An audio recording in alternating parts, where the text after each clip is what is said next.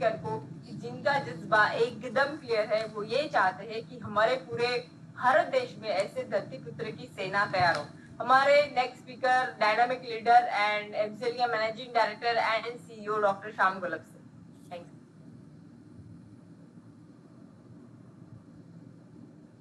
Thank you madam. दोस्तों नमस्कार, मैं डॉक्टर श्याम गोलब फिर से एक बार आपका इस ट्रेनिंग सेशन में स्वागत करता हूं। मैं आशा करता हूं कि आप सभी लोग स्वस्थ हैं और आप अपने साथ अपने परिवार का, यानी घर का परिवार और एमसेल परिवार दोनों का ख्याल रखें। मैं ये भी उम्मीद करता हूं कि आप सभी लोग 1 घंटा बहुत अच्छी एक्सरसाइज कर रहे हो, अपने हार्ट अपने लंग को मजबूत कर रहे हो और अपने इम्यूनिटी को बढ़ा रहे हो। तो चलिए शुरुआत करते हैं आज के इस सेशन के साथ। दोस्तों किसी भी बिजनेस में सबसे महत्वपूर्ण अगर कोई चीज होती है तो होती है प्रोडक्ट। ये प्रोडक्ट ही होता है जो किसी भी कंपनी को उस सेक्टर में सबसे बड़ी कंपनी बनाता है। ये प्रोडक्ट होता है जिसकी वजह से कंपनियां बड़ी बड़ी कॉर्पोरेशन बनती है। ये प्रोडक्ट होता है कि जिसकी वजह से उन कंपनी का विजन मिशन ग्राहकों के प्रति ग्राहकों को दिखता है, समझता है और फिर ग्राहक उनके प्रति कमिटेड होते हैं, वो ब्रांड बन जाता है। दोस्तों इनफैक्ट कंपनियों की शुरुआत ही होती है इस प्रोडक्ट की वजह से। अगर आप बिजनेस की व्याख्या देखोगे या बिजनेस का डेफिनेशन देखोगे तो उसकी व्याख्या यह है कि किसी उत्पादन, किसी प्रोडक्ट का निर्माण करना और उसको बेचना, जिस प्रोडक्ट से कस्टमर का, कंज्यूमर का कोई सॉल्यूशन, कोई प्रॉब्लम हल हो या उसकी जिंदगी बेहतर हो और पैसे कमाने। तो सब कुछ शुरुआत होता है, सब कुछ डिपेंड होता है इस प्रोडक्ट के ऊपर। इसलिए किसी भी सेक्टर में जितनी भी कंपनियां काम करती है उनका एक ही फोकस होता है कि कैसे मैं अपना प्रोडक्ट सर्वश्रेष्ठ बनाऊं, कैसे मैं अपना प्रोडक्ट इतना अच्छा बनाऊं कि मैं इस कंपटीशन के बहुत हमेशा आगे रहूं। लेकिन दोस्तों कुछ चीजें ऐसी है जो इस कैटेगरी में नहीं आती।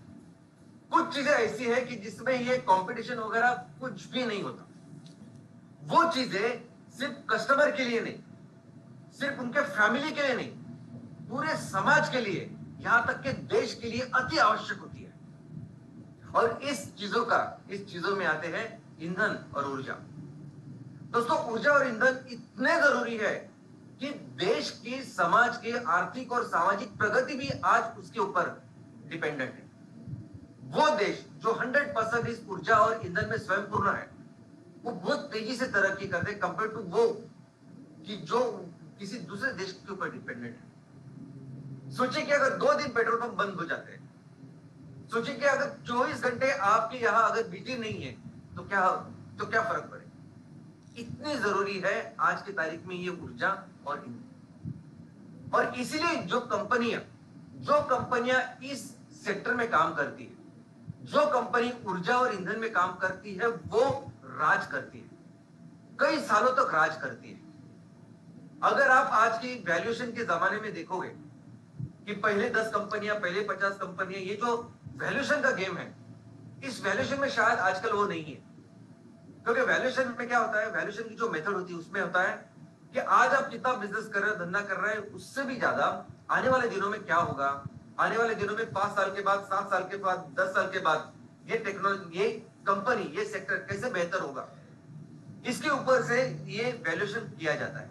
उस शेयर्स का वैल्यूएशन, कंपनी का वैल्यूएशन होता है, उसकी मार्केट कैपिटलाइजेशन होती है। तो इस श्रृंखला में अगर हम ऊर्जा और ईंधन के बारे में, उस कंपनी के बारे में देखो तो शायद वैल्यूएशन के बारे में पीछे है। लेकिन एक्चुअल अगर बिजनेस की बात करें, एक्चुअल बिजनेस में सबसे ज्यादा बिजनेस, सबसे ज्यादा धंधा, सबसे ज्यादा प्रॉफिट अगर आज भी कोई कंपनी कर रही है तो वो ये सभी ऊर्जा और ईंधन में काम करने वाली कंपनियां हैं। ये कंपनियों का साम्राज्य है। आज की तारीख में ये कंपनियां बड़ी बड़ी ताकतें हैं और ये डायरेक्टली इनडायरेक्टली बाकी के कई सारे सेक्टर्स को इन्फ्लुएंस करती है। और दोस्तों बात सिर्फ कंपनियों की नहीं है। ऐसे देश, जिस देश में इस ऊर्जा और ईंधन का बहुत बड़े स्केल में उसका उत्पादन होता है, ऐसे देश जो बाकी के देशों का इस ऊर्जा और ईंधन को का सप्लाई करते हैं, वो देश भी आज किंग है। वो देश भी पूरी दुनिया में अपनी चीजें डिक्टेट करते हैं। अभी देखिए ना, रशिया, ओपेक, अभी ऐसे देश है, अभी सऊदी अरेबिया या यूएई, ये ऐसे देश है कि जहां आप जाओगे तो शायद उनके पास उतने रिसोर्सेस नहीं है, आपको पीने का पानी नहीं मिलेगा, आपको पेड़ नहीं दिखाई देंगे। क्योंकि सबसे अमीर लोग हैं वहां। क्यों? ऊर्जा और ईंधन। रशिया जो इतनी सारी चीजें करते हैं जिसकी निंदा कई सारे देश करते हैं, लेकिन उसके खिलाफ कोई नहीं होता, क्योंकि रशिया आज की तारीख में दुनिया का सबसे बड़ा ऊर्जा और ईंधन का सप्लायर है। दोस्तों, ये ऐसी चीजें हैं कि जिसमें ब्रांडिंग की जरूरत नहीं होती, जिसमें आप कौन सी बड़ी कंपनी है, आपका क्या लोगो है, आप क्या प्रमोशन कर रहे हैं, इसकी कोई जरूरत नहीं होती। सिर्फ जरूरत ये होती है कि वो ऊर्जा और ईंधन आपने सही दाम पे देना चाहिए। अब मान लो कि आप बहुत बड़ी कंपनी हो, इसका मतलब ये नहीं कि आप उस ऊर्जा और ईंधन को ज्यादा कॉस्ट में बेचेंगे। मोमेंट अगर आपने 1 रुपए 2 रुपए भी महंगा बेचा तो लोग, कस्टमर आपसे खरीदेंगे, क्योंकि इतने बड़े वॉल्यूम में लगता है। अगर आपके पास बहुत महंगी गाड़ी भी है तो भी आप 2 रुपए 4 रुपए महंगा अगर पेट्रोल होगा, डीजल होगा, वो नहीं लेते। और एक अच्छा ऐसा एग्जांपल, एक केस स्टडी हमारे सामने भी है ना, रिलायंस जो अभी तक रिफाइनरी में काम करता था, अब ऑफ कोर्स रिफाइनरी उनके मेन बिजनेस है, तो उन्होंने रिटेल आउटलेट्स की शुरुआत की, उन्होंने पेट्रोल पंप की शुरुआत की।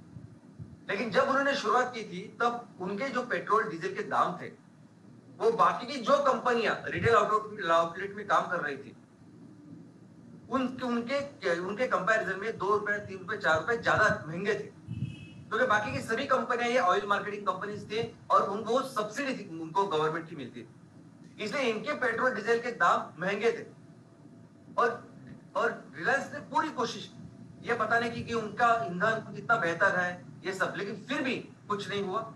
उनके पंप बिल्कुल चले नहीं, और फाइनली अल्टीमेटली अभी वो ब्रिटिश पेट्रोलियम के साथ वो अपना कारोबार बढ़ा रहे हैं। लेकिन आज की तारीख में ये जो मार्केट रेट है वो भी ऑलमोस्ट सेम हो चुका है। तो सबसे इंपॉर्टेंट ये है कि यहाँ कोई भी ब्रांड वगैरह नहीं चलता, ईंधन और ऊर्जा में सिर्फ चलता है वो चीज जो सही दाम पे कस्टमर को मिले। ये ऐसा सेक्टर है दोस्तों, आज इस सेक्टर में अगर आप देखोगे तो इस सेक्टर की थियरी मैं आज नहीं बताना चाहता आपको, क्योंकि ऊर्जा और ईंधन के कौन से प्रकार हैं, कैसे होते हैं, तो थियरी में नहीं जाते। आज सिर्फ बिजनेस की बात करते हैं, और बिजनेस में भी हम रिन्यूएबल एनर्जी की बात नहीं करते, हम सिर्फ उस चीज की बात करते हैं, उस सेक्टर की बात करते हैं जो सेक्टर आज भी पूरी तरह से राज कर रहा है, और वो है फॉसिल फ्यूल। दोस्तों, इस फॉसिल फ्यूल की बात अगर हम करें तो उसके कई सारे प्रोडक्ट्स आज मार्केट में है। अभी इस प्रोडक्ट्स का जो वर्गीकरण होता है वो 2 प्रकार से हो सकता है। एक हो सकता है कि ऐसे प्रोडक्ट जो उसका उपयोग क्या होता है उसके हिसाब से उसका वर्गीकरण होता है, यानी ट्रांसपोर्टेशन के लिए प्रोडक्ट, कुकिंग के लिए प्रोडक्ट, इंडस्ट्रियल एप्लीकेशन के लिए प्रोडक्ट, कमर्शियल एप्लीकेशन के लिए प्रोडक्ट, बिजली तैयार करने के लिए प्रोडक्ट। तो ये एक वर्गीकरण हुआ। और दूसरा वर्गीकरण क्या है? दूसरा वर्गीकरण है कि ये जो ईंधन के अलग अलग प्रकार है, उसका फिजिकल अपीयरेंस, उनकी फिजिकल जो स्थिति है उसके हिसाब से, यानी सॉलिड, लिक्विड और गैसियस, घन रूप, द्रव रूप और वायु रूप। और ये दूसरा जो क्लासिफिकेशन है वो ज्यादा प्रचलित है, और इसमें सबसे पहली शुरुआत जो होती है वो होती है घन रूप ईंधन से।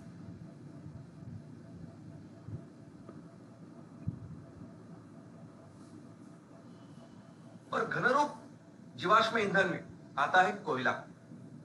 दोस्तों, पिछले 200 सालों से हम इस जीवाश्म ईंधन का उपयोग कर रहे हैं, 200 साल भी अभी तक नहीं हुए। जब से हमने शुरुआत की है जीवाश्म ईंधन की, तब से लेकर आज तक अगर सबसे ज्यादा किसी ईंधन का उपयोग मनुष्य ने किया है इस धरती के ऊपर, सबसे ज्यादा, और आज भी, यानी डे 1 से लेकर आज भी सबसे ज्यादा उपयोग अगर किसी ईंधन का होता है तो वो है कोयला, बहुत ज्यादा। इतना ही नहीं, इस ईंधन की वजह से, जीवाश्म ईंधन की वजह से आज हम बहुत बड़े संकट में हैं। वो संकट है ग्लोबल वार्मिंग का, वो संकट है क्लाइमेट चेंज का। इसमें क्या हो रहा है कि ये इस ईंधन का उपयोग करके हम अपना वातावरण का और पृथ्वी का तापमान बढ़ा रहे हैं। हमारे पृथ्वी के इर्द गिर्द जो वातावरण है, उस वातावरण में कुछ ऐसे वायु जा रहे हैं जो इस पूरे ब्रह्मांड, इस पूरे वातावरण का टेम्परेचर बढ़ा रहे हैं, तापमान बढ़ा रहे हैं, पृथ्वी का तापमान बढ़ा रहे हैं, और जिसकी वजह से ये पूरी दुनिया अभी बहुत बड़े संकट में है। और दोस्तों, ऐसे गैसेस जो तापमान बढ़ाते हैं उसे हम कहते हैं ग्रीन हाउस गैसेस। सबसे ज्यादा ग्रीन हाउस गैसेस अगर किसी ने तैयार किए होंगे तो वो है कोयला।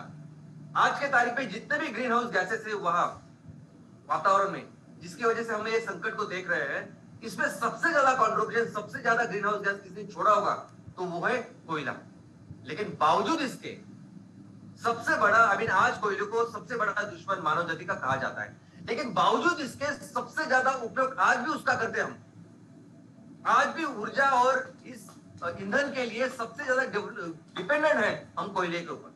भारत की परिस्थिति देख लीजिए, अब 15 साल पहले हम बिजली तैयार करने के लिए ऑलमोस्ट 55% इतना कोयला इस्तेमाल कर रहे थे, और आज भी 15 साल के बाद भी 55% से ज्यादा कोयला हम बिजली तैयार करने के लिए इस्तेमाल कर रहे हैं। और दोस्तों, प्रोडक्शन के अगर आप देखोगे तो पिछले साल सितंबर में, यानी सितंबर 2022 में जितना कोल का प्रोडक्शन था, और इस साल सितंबर में यानी पिछले महीने जितना प्रोडक्शन था, वो 16% ज्यादा है। तो मुझे बताइए कि कोयले को जरूरत है कि ब्रांडिंग की, कोयले को जरूरत है कि पैकेजिंग देखने की, ब्रांड करने की, या उसकी मार्केटिंग करने की, प्रमोशन करने की जरूरत ही नहीं। इतनी बुरी तरह से हम इस कोयले के ऊपर, इस ऊर्जा और ईंधन के ऊपर डिपेंडेंट। दूसरा जो है वो है द्रवरूप ईंधन, द्रवरूप जीवाश्म ईंधन, और वो है क्रूड ऑयल। अब इस क्रूड ऑयल का वर्गीकरण, इस क्रूड ऑयल का रिफाइनिंग होती है, और उससे कई सारे अलग अलग प्रोडक्ट्स निकलते हैं जो हम इस्तेमाल करते हैं, हम अपने आंखों से देखते हैं। सबसे पहले पेट्रोल डीजल, जो पेट्रोल पंप पे हमें मिलता है, लेकिन ये विमान, हवाई जहाज जो उड़ते हैं, उसके लिए जो फ्यूल लगता है वो भी इससे आता है, जेट फ्यूल। उसके अलावा एलपीजी जो हम रसोई में इस्तेमाल करते हैं वो भी यहाँ से आता है, केरोसिन, नाफ्ता, ये सभी प्रोडक्ट इससे आते हैं। इसके अलावा भी हमें ये भी पता है कि इस क्रूड ऑयल से कई सारे ऐसे रॉ मटेरियल तैयार हो रहे हैं, और वो ये केमिकल्स कई सारे इंडस्ट्रीज में रॉ मटेरियल करके जाते हैं। तो ये हुआ द्रवरूप जीवाश्म ईंधन। तीसरा है वायुरूप जीवाश्म ईंधन, यानी क्या? नेचुरल गैस, प्राकृतिक गैस। इस प्राकृतिक गैस को भी रिफाइनिंग करके दो प्रोडक्ट तैयार किए जाते हैं आज। वो एक सीएनजी ट्रांसपोर्टेशन के लिए, और दूसरा पीएनजी, वो घर में हम इस्तेमाल कर रहे हैं कुकिंग के लिए। दोस्तों, एक बहुत इंपॉर्टेंट चीज मैं आपको बताना चाहता हूं। ये जो जीवाश्म ईंधन है ना, ये कोयला, ये क्रूड ऑयल, ये गैस, ये किससे बनी है? तो ये बनी है बायोमास से। ये पूरा फ्यूल बना है हमारे जीवों से। जीवों से यानी जीव, यानी वनस्पति और प्राणी से। हमारी ये धरती अभी 450 करोड़ साल से चल रही है, 450 करोड़ साल से। 350 करोड़ साल से इस धरती के ऊपर अन्य तरह के जीव है, प्राणी है, वनस्पति है, और जितने हमें दिखाई देते हैं जमीन के ऊपर, उससे कई ज्यादा पानी में। तो 350 करोड़ सालों से, जब से ये जीव यानी वनस्पति और प्राणी जब मृत होते हैं तो नीचे जाते हैं। अभी नीचे जाके इनसे ही बना है ये पेट्रोल, ये क्रूड ऑयल, ये कोयला और ये प्राकृतिक गैस। और 350 करोड़ साल का मतलब ये है कि आज अगर दुनिया में, धरती के ऊपर कहीं भी आप अंदर जाओगे तो आपको वो पेट्रोल, आपको क्रूड ऑयल मिलेगा, आपको गैस मिलेगी, आपको कोयला मिलेगा। ऐसी परिस्थिति है। लिमिटेशंस कहां है? लिमिटेशंस हमारे ऊपर है कि हम कितनी टेक्नोलॉजी डेवलप कर रहे हैं, हम कितनी टेक्नोलॉजी डेवलप करके कितनी विध्वंसक ऐसी टेक्नोलॉजी डेवलप कर रहे हैं, और कितने इस धरती के पेट में अंदर जा रहे हैं, और नीचे तो मिलने वाला है ऐसे। लेकिन ये बात है कि अगर हमने ऐसा किया तो इतना फ्यूल हमको मिल सकता है कि आगे के हजारों साल वो हम उसका उपयोग कर सकते हैं। लेकिन दोस्तों, ऑफ कोर्स अगर यही काम चलता रहेगा तो अभी कुछ सालों के अंदर ही हम अपने खुद का विनाश करेंगे, ये बात अलग है। अब इसकी भी एक केस स्टडी मैं आपको बताता हूं। वो केस स्टडी ये है, अमेरिका एक टाइम पे ईंधन के लिए बाहर के देशों के ऊपर डिपेंडेंट, वो बाहर के देशों से कोयला, प्राकृतिक गैस, क्रूड ऑयल मंगाता था। 2007 में अमेरिका ने एक ऐसी टेक्नोलॉजी डेवलप और अंदर जाने की, और अंदर घुसने की, शेल करके, वहां एक सेडिमेंट्री रॉक्स होते हैं, पत्थर होते हैं, उसके अंदर जाके, पृथ्वी के अंदर जाके वो प्राकृतिक गैस निकालने की टेक्नोलॉजी उन्होंने की। और बस फिर उनको बहुत सारा प्राकृतिक गैस मिला, और आप देख सकते हैं 2008 के बाद अमेरिका का जो प्राकृतिक गैस का प्रोडक्शन है, जिसे वो शेल गैस कहते हैं, वो इतना बड़ा है कि आज की तारीख में अमेरिका ईंधन और ऊर्जा में स्वयं पूर्ण है। तो ये चीज है, यानी कल जाके ऐसी कुछ विध्वंसक चीज हम तैयार करेंगे और अंदर घुस सकते हैं, लेकिन दोस्तों अभी कर नहीं सकते, इतने गहरे संकट में हम लोग। तो ये है ऊर्जा और ईंधन। इसमें जो रिफाइनरीज होती है, यानी ये सब क्रूड ऑयल या क्रूड गैस को रिफाइन करके जो अलग अलग प्रोडक्ट्स तैयार किए जाते हैं, इसमें भी काम करने वाली कंपनियां बहुत बड़ी कंपनियां हैं जिनकी सिर्फ रिफाइनरी है। ऐसी भी बहुत बड़ी कंपनियां, हमारे देश की भी नंबर 1 कंपनी जो है ना, नंबर 1 की कंपनी सिर्फ एक काम करती है, रिफाइनिंग का। फिर भी हमारे देश की नंबर 1 कंपनी, तो सोचिए अगर रिफाइनिंग करने वाली कंपनी इतनी बड़ी है, तो जो कंपनी इसको प्रोड्यूस करती है, जो इसका निर्माण करती है, वो कितनी बड़ी ताकत है। और इसके बाद जो आखिरी चीज है इस पूरी श्रृंखला में, आखिरी चीज इस बिजनेस में जिसमें कस्टमर को ये माल दिया जाता है, वो है रिटेल आउटलेट्स, वो है पेट्रोल पंप, वो है गैस एजेंसी। और यहां इस लेवल पे हो सकता है ब्रांडिंग करें लोग, वो इस लेवल पे ब्रांडिंग होती है, उस लेवल पे कंपनी वाला जो कुछ जिसकी रिटेल आउटलेट्स होते हैं वो अपने नाम बेचता है। लेकिन आज भी अगर पूरे भारत में जितने भी उद्योजक है जो जो बिजनेस करना चाहते हैं, कुछ करना चाहते हैं, अच्छा इनकम जिनको चाहिए, अगर वो देखोगे तो उनका एक सपना नहीं, उनकी एक ख्वाहिश होती है कि मुझे कहीं कुछ भी करके एक पेट्रोल पंप का लाइसेंस मिल जाए, मेरा एक पेट्रोल पंप हो जाए, मेरी एक गैस एजेंसी हो जाए। क्योंकि अगर ये हुआ तो ये दुनिया का सबसे बेहतर इनकम है, तो मुझे चिंता नहीं फिर भविष्य की, क्योंकि उनको पता है कि एक बार पेट्रोल पंप हुआ, एक बार गैस एजेंसी हो गई, तो ये तो हमेशा लगता है ये ऐसा बिजनेस है कि इसमें कभी भी मंदी नहीं आ सकती। इतना बेहतर, इतना अच्छा ये बिजनेस है। और ये आज की तारीख में परिस्थिति है कि इस लेवल पे सिर्फ ब्रांडिंग होती है, लेकिन जो इस ईंधन और ऊर्जा का निर्माण करते हैं वो दुनिया की बहुत बड़ी ऐसी ताकत है। दोस्तों पूरा इंटरनेशनल जो पॉलिटिक्स है, जो पॉलिटिक्स बोलते हैं, ये पूरा इस फ्यूल के, इस ईंधन और ऊर्जा के ऊपर डिपेंडेंट है। यानी आप देखोगे तो अंतरराष्ट्रीय लेवल पे अलग अलग देशों में व्यापार होते हैं, तो इस व्यापार में सभी कमोडिटीज एक तरफ, यानी हम बोलते हैं ना कि आयात में इतनी सारी चीजें हैं, निर्यात में इतनी सारी चीजें, सब एक तरफ, और ईंधन और ऊर्जा एक तरफ। इतना ज्यादा इंफ्लुएंस ईंधन और ऊर्जा इस सारी चीजों पे करते हैं। कैसे करते हैं, थोड़ा सा इतिहास समझते हैं, बहुत इंटरेस्टिंग है। दोस्तों प्राचीन कालखंड में और मध्य युगन कालखंड की शुरुआत तक पूरी दुनिया में एक बैलेंस टाइप का था। सबसे बड़ी ताकत बिजनेस की अगर कोई थी तो भारत था। दुनिया के लिए 40 से लेकर 60% जीडीपी का निर्माण, उत्पन्न का निर्माण भारत करता था। और उस टाइम था रोमन साम्राज्य, जो आज की तारीख में नॉर्थ अफ्रीका, ईस्ट एशिया और यूरोप है। जैसा हमारा भारतवर्ष है, वहां उस टाइम वो एक रोमन साम्राज्य था। इस पूरे इलाके वहां के राजा ने, उन्होंने उस पूरे कालखंड में एक प्रकार का पॉलिटिकल एक बैलेंस तैयार करके रखा, ट्रेड का बैलेंस तैयार करके रखा, और बाकी सभी जो देश वगैरह है वो सब नियंत्रण में थे। पूरा अंतरराष्ट्रीय व्यापार नियंत्रण में, सब ठीक ठाक चल रहा था। लेकिन जब से रोमन साम्राज्य का अस्त हुआ, अब ये रोमन साम्राज्य का अस्त क्यों हुआ ये आज का विषय नहीं है, लेकिन जब इस कंट्रोल का एक संतुलित जो चीज चल रही थी, इसका जब अस्त हुआ, तब ये सभी जो यूरोपियन जो देश थे, थोड़े थोड़े जो अभी तक नियंत्रण में थे, वो अपने सर उन्होंने निकाले। इसके बाद शुरुआत हुई उनकी सब यात्राओं की। ये सभी जो देश थे जो अभी तक रोमन साम्राज्य के कंट्रोल में थे, वो अपने अपने उनकी जो चाह थी कि इस जो बिजनेस चल रहा है भारत के साथ, हम भी उसका फायदा करें। और आपको सुनकर आश्चर्य होगा, ये सभी देश, इन्होंने सभी जो यात्राओं की शुरुआत की, जो साहसों की शुरुआत की, ये सिर्फ और सिर्फ भारत के लिए थी।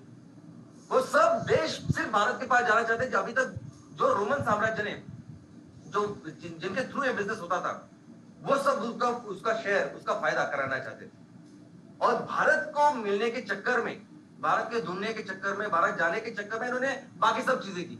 यानी कोलंबस ने अमेरिका की खोज की, कोई अफ्रीका में चला गया, किसी ने पूरे दुनिया की पहली सफर की, और हम कहते ग्रेट सिकंदर के साथ, ये सब तो भारत के लिए था। और आपको एक चीज सुनकर आश्चर्य होगा कि ये सभी लोग जो निकले थे ना, सभी देश, ये सभी जिस कमोडिटी के लिए निकले थे, जिसके निकले थे, वो थे मसाले। रोमन साम्राज्य एक ऐसा वक्त था कि रोमन साम्राज्य से जहाज भर के सोना जाता था भारत, और वही भारत फिर वो जहाज में से उनमें ये सब मसाले बेचते थे। तो इन मसालों के लिए सब देश शुरुआत हुई। और दोस्तों जब ये मध्ययुगीन कालखंड की शुरुआत हुई, ये सभी देशों ने ये साहस दिखाना शुरुआत किया बिजनेस अपने फायदे के लिए। हमारी परिस्थिति, यानी भारत जिस स्थिति में था और जिस परिस्थिति में ये लोग थे, ये बाकी यूरोपियन राष्ट्र थे, बाकी कोई भी राष्ट्र, इसमें जमीन आसमान का फर्क था। हम हम तुलना ही नहीं कर सकते। भारत सबसे समृद्ध, सबसे वैभवशाली देश था, और सिर्फ पैसों से नहीं, बिजनेस में तो हम तो बहुत आगे थे ही, लेकिन हर चीज में, हर शास्त्र में, नॉलेज में, ज्ञान में हम आगे थे।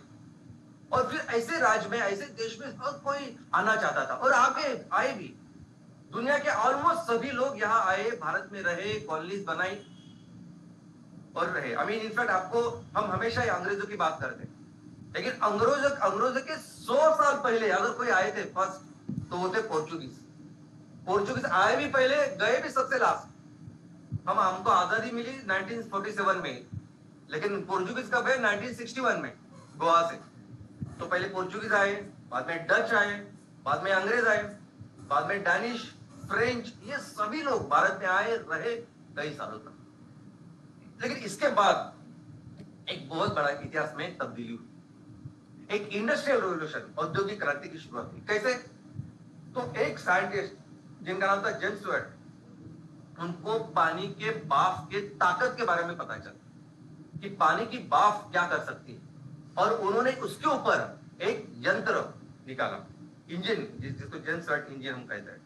और फिर उस इंजन के साथ ऐसे कुछ मुमकिन हुआ, यानी जिसके लिए पहले 100 आदमी लगते थे वो एक इंजन करने लगा, जिसके लिए 10 आदमी लगते थे वो एक इंजन करने लगा, और फिर शुरुआत हुई इस इंडस्ट्रियल रिवॉल्यूशन की। फिर हर देश चाहता था कि वो ज्यादा से ज्यादा वस्तुओं का निर्माण करे और उसको बेचे, और उसके लिए क्या लगता था? उसके लिए लगती थी बाफ, और उसके लिए क्या लगेगा? लगेगा फ्यूल, लगेगा ईंधन। और ऐसे जन्म, ऐसे उदय हुआ इस फॉसिल फ्यूल, इस जीवाश्म ईंधन। इस जीवाश्म ईंधन से तब से लेके आज तक, यानी 200 साल पहले आसान क्या था और आज भी आसान क्या है? वो ही कोयला। तो सबसे ज्यादा उपयोग पूरी हिस्ट्री में अगर किसी ईंधन का हुआ है तो वो कोयला का।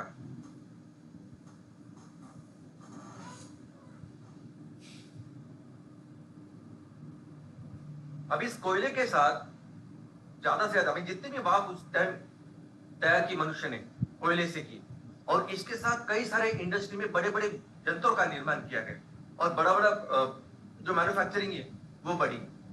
लेकिन इसके अलावा बिजली का उत्पादन, आई मीन बिजली तैयार करना, तो बिजली भी ऑलमोस्ट सभी जगह जो तैयार हो रही थी वो इस कोयले की वजह से, कोयले के वाष्प की वजह से होने लगी। कुकिंग, खाने का भी जो रसोई में भी कोयले का इस्तेमाल होने लगा।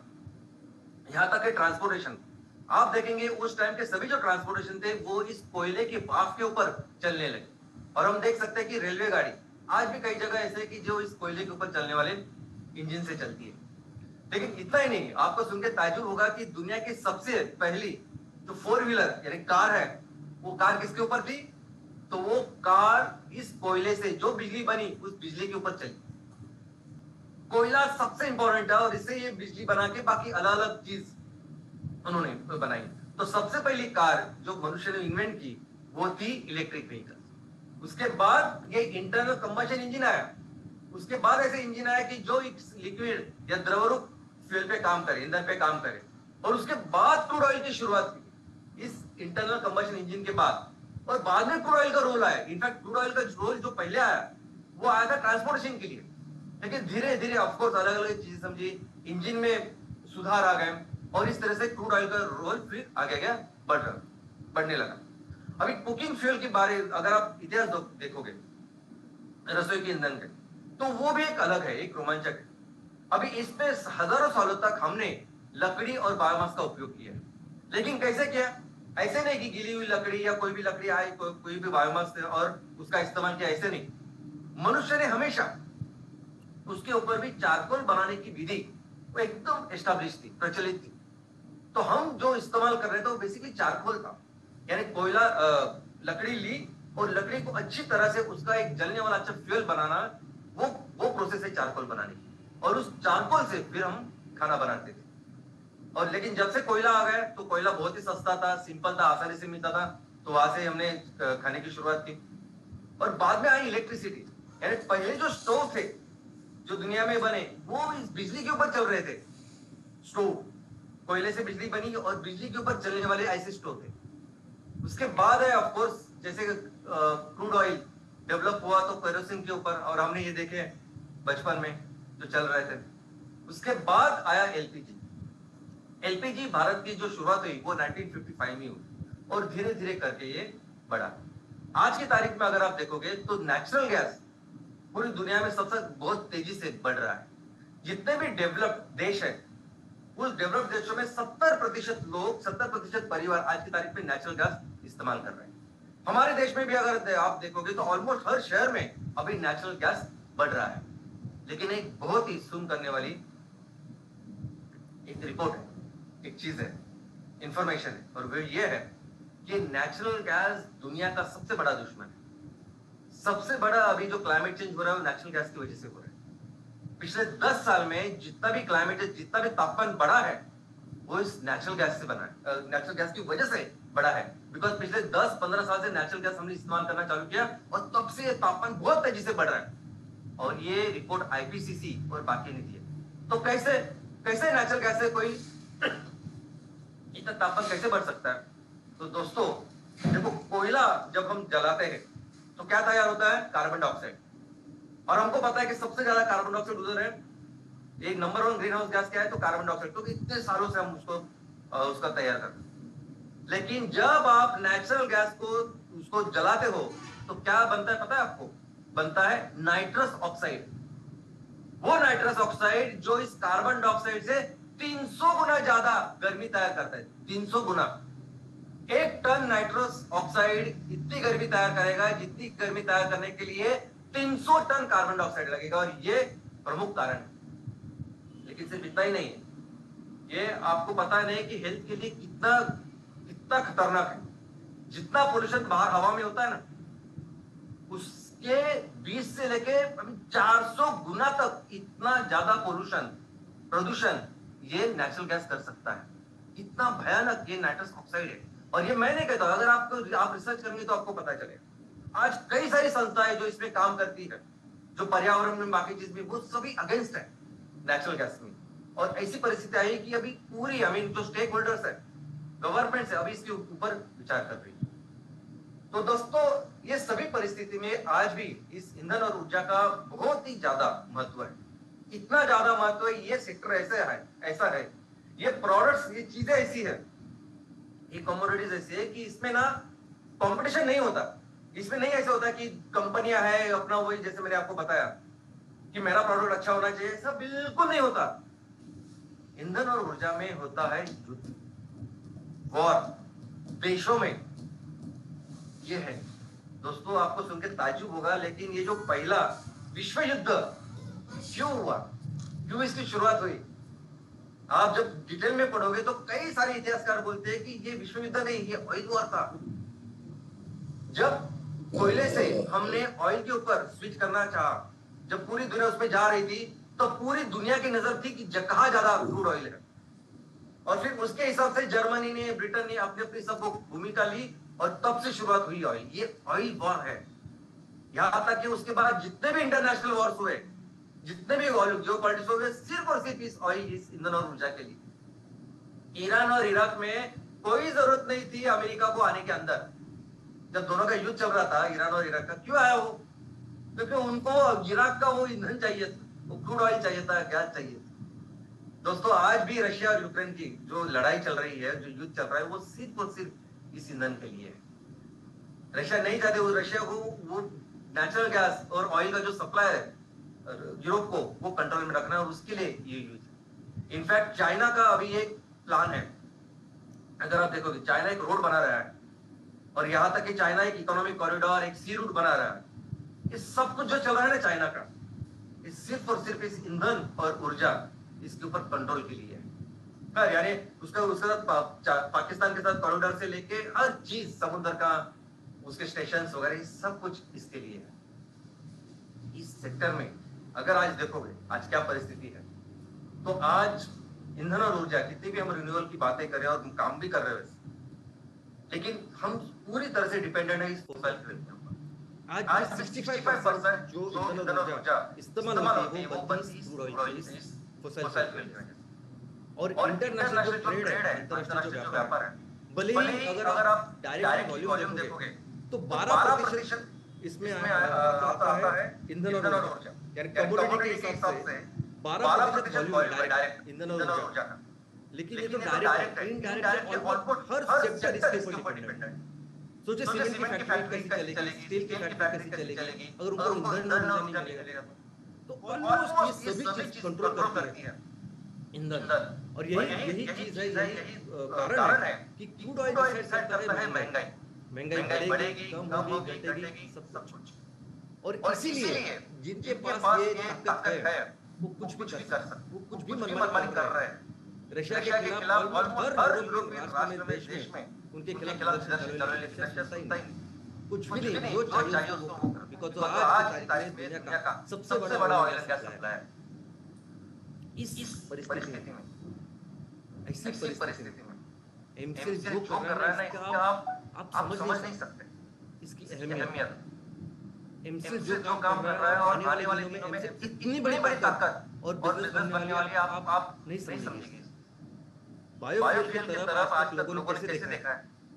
बायोफ्यूल यानी एकदम थोड़ा सा, जो भी आज की तारीख में तैयार हो रहा है ना बायोफ्यूल, वो प्रगत देशों में तैयार हो रहा है, वो अमेरिका में तैयार हो रहा है, यूरोप में तैयार हो रहा है, ब्राजील में तैयार हो रहा है। और इसके लिए रॉ मटेरियल क्या ले रहे हैं वो? खाना, अनाज। जो अनाज हो सकता है बाकी देशों के लिए, उससे वो बना रहा है। और क्या बना रहा है? बायोडीजल बना रहा है, बायोइथेनॉल बना रहा है, डीजल में मिक्स कर रहा है, पेट्रोल में मिक्स कर रहा है और बेच रहे हैं 5% 10%, बाकी महंगे बेचते हैं। और ऐसा बायोफ्यूल धंधा आजकल चालू है पूरे दुनिया में। जो प्रॉब्लम है पूरा इस बायोफ्यूल को लेकर वो है रॉ मटेरियल का, पूरी दुनिया में। एक तो ऑयल एंड गैस इतनी बड़ी स्केल में लगता है, और अगर बायोफ्यूल की बात करें तो बायोफ्यूल का रॉ मटेरियल 10 गुना होता है। तो कैसे और कहां से लाए? और जो ये राष्ट्र कर रहे हैं बायोफ्यूल का निर्माण, उसके अगेंस्ट पूरी दुनिया बात करती है। बायोफ्यूल के अगेंस्ट दुनिया, क्योंकि वो बोल रहे हैं कि बायोफ्यूल आप खाना से तैयार कर सकते हो, खाना से पेट भर सकता है किसी का। तो फूड वर्सेस फ्यूल ऐसे सब जगह है। ये कचरे से जो बायोफ्यूल वगैरह बनता है ना, ये कुछ गिनती में भी नहीं है दोस्तों। इतना थोड़ा सा है जो रॉ मटेरियल वगैरह मिलता है। और एक्चुअली जब हम बायोफ्यूल करने जाते हैं ना, तो जो कचरा है वो मिक्स है, वो तो मिलता नहीं कुछ, और जो भी गिला कचरा उससे कुछ भी नहीं बनता है। मैं आपको बोलूं, जो बिजनेस है उसमें कुछ नहीं। और ऐसी परिस्थिति में जब एमसीएल काम कर रहा है, इसका महत्व समझिए। ऐसी परिस्थिति में जो हम काम कर रहे हैं, किस तरीके से काम कर रहे हैं, आने वाले दिनों में इसका महत्व समझिए आप। पूरी दुनिया में कोई किसने सोचा भी नहीं होगा ऐसे स्केल में और ऐसे तरीके से हमें काम करना है। और ऐसा नहीं है कि हमने पहली बार किया, कोई किसी ने कभी किया नहीं, कभी किसी ने कोशिश नहीं किया, ऐसा कुछ नहीं है। सबसे पहले जो पॉलिसी आई बायोफ्यूल की भारत में 2006 में आई, 2006 में बायोफ्यूल की पॉलिसी, तब से वो कॉर्पोरेट वगैरह तब भी इस पे काम कर रहे हैं। आज भी 2018 में आपके सामने पॉलिसी आई, सतत की पॉलिसी हो, बाकी की पॉलिसी हो, और तब से लेकर बाकी की सब जो भी कंपनियां बड़े-बड़े कॉर्पोरेशन है वो कर ही रहे हैं। अभी 5 साल हो गए, 5 साल में वो भी कर रहे हैं कुछ ना कुछ। आप सुन रहे हैं, आप उसके बारे में पढ़ते भी होंगे कौन एक्चुअली कर रहा है। और इतना ही नहीं, हर राज्य में अगर आप देखो तो हर राज्य में आज की तारीख में बायोफ्यूल पॉलिसी है, कर रहे हैं बायोफ्यूल के लिए पूरा सब कुछ कर रहे हैं। और ऐसी परिस्थिति में जो एमसीएल कर रहा है वो डिसरप्शन है। जो एमसीएल कर रहा है एक बहुत बड़ी क्रांति है, जिसके बारे में आपको अंदाजा नहीं है क्या होने वाला है आने वाले दिनों में। दोस्तों ये एक रेवोल्यूशन है, और इस रेवोल्यूशन कैसे क्यों इतने सालों से अगर कोई भी कंपनी अगर देशों में भी अगर बायोफ्यूल का निर्माण कर रही है, कोई भी कंपनी नहीं दुनिया में जिसका फ्यूल को लेकर ब्रांड है। हाँ, आप ये पढ़ोगे कि अमेरिका में या यूरोप में ये कंपनी बायोफ्यूल बना रही है, इसका ब्रांड नहीं है, इसका ब्रांड ही नहीं है। भारत दुनिया में इनसे पहली कंपनी है जो एमको ब्रांड लेके इस सेक्टर में आई है। दुनिया में पहली ऐसी कंपनी की जो प्रॉपर कुकिंग सिस्टम लेके आई है, जो प्रॉपर एमलेट और एमस्टो लेके आज आपके लोगों के सामने किसी ने अभी तक नहीं किया। इतने साल से ये सब चल रहा है, किसी ने नहीं किया। एमसीएल दुनिया की एकमेव ऐसी कंपनी जो हजारों स्टार्टअप के साथ काम कर रही है, क्योंकि हमें पता है कहां जाना है, क्या करना है। कोई दूसरी कंपनी नहीं, कोई कंपनी 5-10 जो कुछ है प्रोजेक्ट करेगी, किसी कंपनी के साथ पैसा कमाएगी, नहीं करना वैसे। कोई दूसरी विश्व में कंपनी नहीं, जो इस तरीके से इस बिजनेस को आगे बढ़ा रहे। दोस्तों हर ग्राम पंचायत अभी आने वाले दिनों अभी हम ये MCS पूरी दुनिया के सामने ये प्रोडक्ट लॉन्च कर रहे हैं। हर ग्राम पंचायत में, हर म्युनिसिपल वार्ड में हमारी डिस्ट्रीब्यूटरशिप हो, हमारे ऑथराइज्ड डीलर होंगे और वो हमारे ऑथराइज्ड डीलर कौन होंगे? तो हमारे एमपी, हमारे हर ग्राम पंचायत में हमारे जो ऑथराइज्ड डीलर होंगे सिर्फ एमपी होंगे। हर म्युनिसिपल वार्ड में जो हमारे ऑथराइज्ड डीलर होंगे सिर्फ एमपी होंगे। MSS प्रमोटर डायरेक्ट काम नहीं करेंगे, हम सिर्फ उनके थ्रू करेंगे। वही हमारे ऑथराइज्ड डीलर होंगे। 5000 फैमिलीज ऑन एन एवरेज है हर ग्राम पंचायत में, हर मिनिमम ऑन एन एवरेज पकड़ते हैं। अब इस 5000 लोगों को जब जिंदगी भर जब आपको साल भर एमपी देना है, एमपी स्टोर देना है, तो आपको अंदाजा नहीं इनकम क्या होने वाला है। बहुत अच्छा इनकम आपको, लेकिन इतनी बात नहीं है। आपके ग्राम पंचायत में, आपके इस म्युनिसिपल वार्ड में जितने भी कमर्शियल इंडस्ट्री यूजर्स है, कस्टमर्स है, उनको भी तो देना है।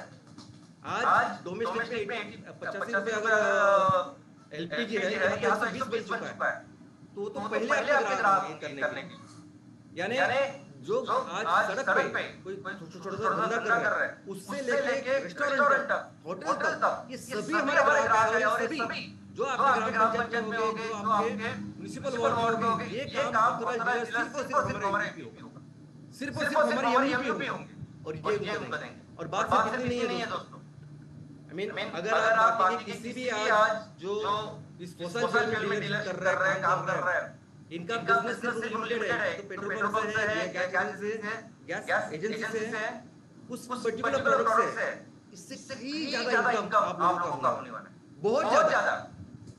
क्योंकि हर तरह का फ्यूल हमें रिप्लेस करना है, फोसल फ्यूल को रिप्लेस करना है हमारे इंजन के साथ।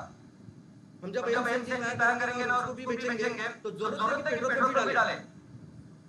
हर गांव में जहां पेट्रोल पंप नहीं है, लोगों को जरूरत है कि लोग अपने पेट्रोल पंप पे जाए, हम जा सकते हैं अपनी गाड़ी ले। ये कोई एकदम आउट ऑफ द वे नहीं है, हो रहा है। माउंटेन जो गाड़ियां हैं वहां जाके उन गाड़ियों में आज फ्यूल भरा सकते हैं, आप करने वाले, आप करेंगे। और सिर्फ इतना ही नहीं है, हर तरह का फ्यूल, हर तरह का ईंधन और ऊर्जा की जब बात हो रही है ना, तब उसमें बिजली भी आती है। हो सकता है आने वाले दिनों में ग्राम पंचायतों में और म्युनिसिपल वार्ड में जहां भी हो, आप तैयार करोगे। ये छोटे यंत्र में आपको दिख रहा है कि जिससे हमारे एम्प्लॉय से बिजली तैयार होगी और आपकी बिजली भी कमोडिटी है, आप बेचो और पैसे ले लो, और ये पैसे अल्टीमेटली हमारे किसान और आपके पास जाने वाले हैं।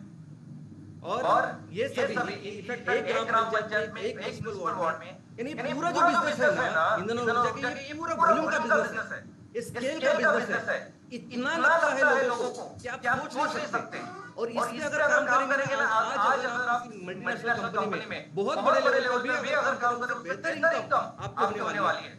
जब आप सिर्फ एमपी और एमपी की बात करोगे और हर तरह के फ्यूल को आप रिप्लेस करोगे, रिप्लेस हमारे किसान करेंगे। रशिया दुनिया को 10% एक्सपोर्ट करता है। दुनिया में आज जितना ईंधन और ऊर्जा बेचा जाता है 10% रशिया देता है। और इतनी ताकत उसकी बढ़ गई, इतनी ताकत। आज उसका सबसे बड़ा वेपन कुछ है, अस्त्र शस्त्र जो कुछ है वो एक क्रूड ऑयल है। कुछ भी कर सकता है आज इस परिस्थिति में। आज चाइना के साथ उसने वो डील की है, कुछ भी कर सकता है। ऐसी ताकत है दोस्तों। हमारे जो हमारा देश है वो इतना महान है कि 10 नहीं 30% ईंधन और ऊर्जा तैयार कर सकते हैं। आप करेंगे, हमारे किसान करेंगे, आप करेंगे, हम सब मिलकर करेंगे और फिर दिखा देंगे कि भारत क्या चीज है। और मिलके हम फिर से अपने देश को सबसे बड़ी अर्थव्यवस्था नहीं, सबसे महान, सबसे पावरफुल ऐसा देश बनाएं। धन्यवाद। जय हिंद, जय हिंद।